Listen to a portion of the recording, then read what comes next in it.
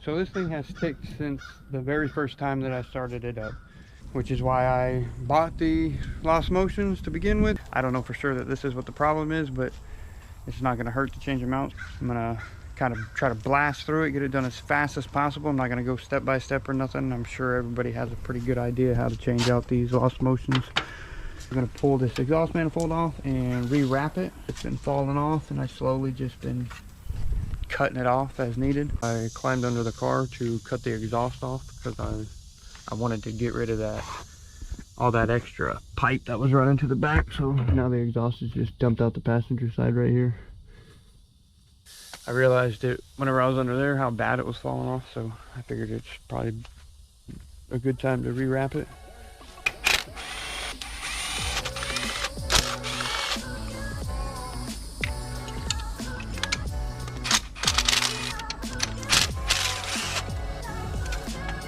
Now that the valve cover's off, you can see a little better, obviously. For those that don't know, I got to get down in there. The bearing and the tension are still good. That was one thing that I was worried about.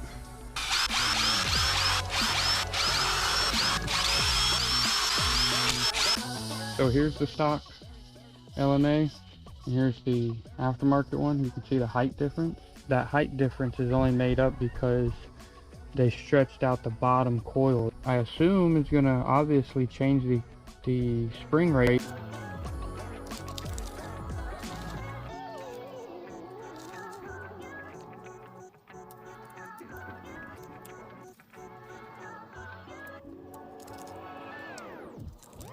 Okay, here they are in their new home, living where they're gonna live.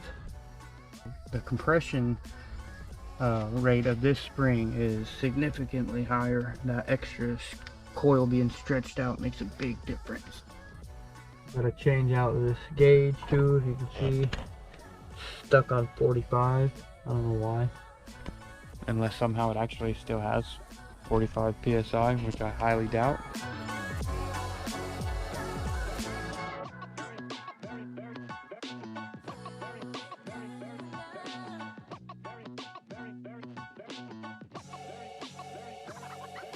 Alright, cams are back in.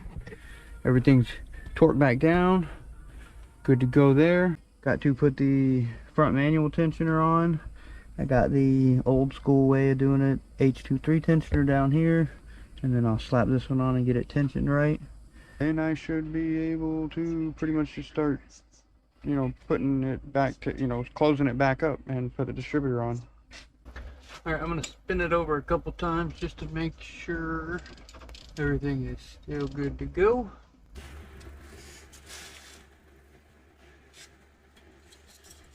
Alright guys, so here it is. Bam, everything's back together. Valve cover's on, distributor's on, everything's wired up, belt's tensioned. The only thing left I need to do is plug up the oil supply feed line for the oil pressure gauge under the hood.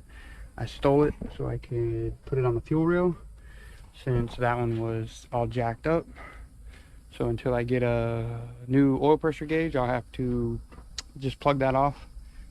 Now I gotta pull this exhaust manifold off. I love this heat wrap. It's my favorite thing to work with. I love how it gets embedded in your skin. It's my favorite. Let's see what it sounds like without the exhaust manifold first.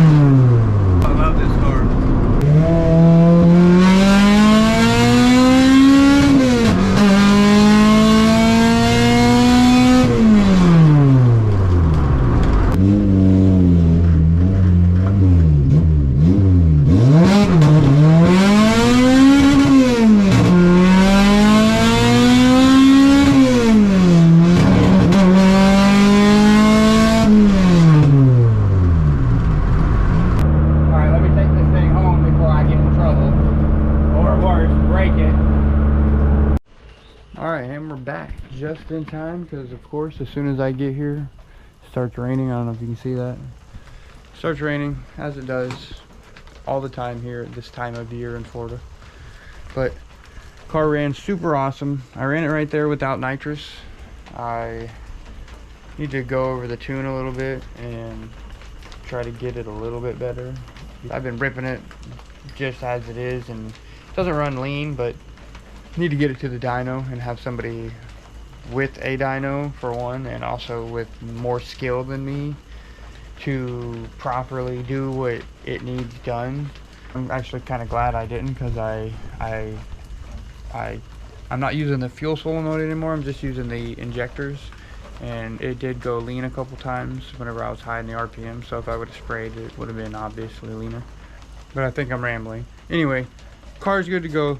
Lost motions didn't fix my noise problem, so still on the hunt for that. If anybody's got an idea what it might be, you could feel free to let me know, and I will be happy to take your suggestions into, what's the word I'm looking for, into consideration, and try to implement it into the car and get the stupid noise gone. Between the dyno and getting rid of that noise, that'll be what I'm focusing on. So until then, dyno, noise, next time.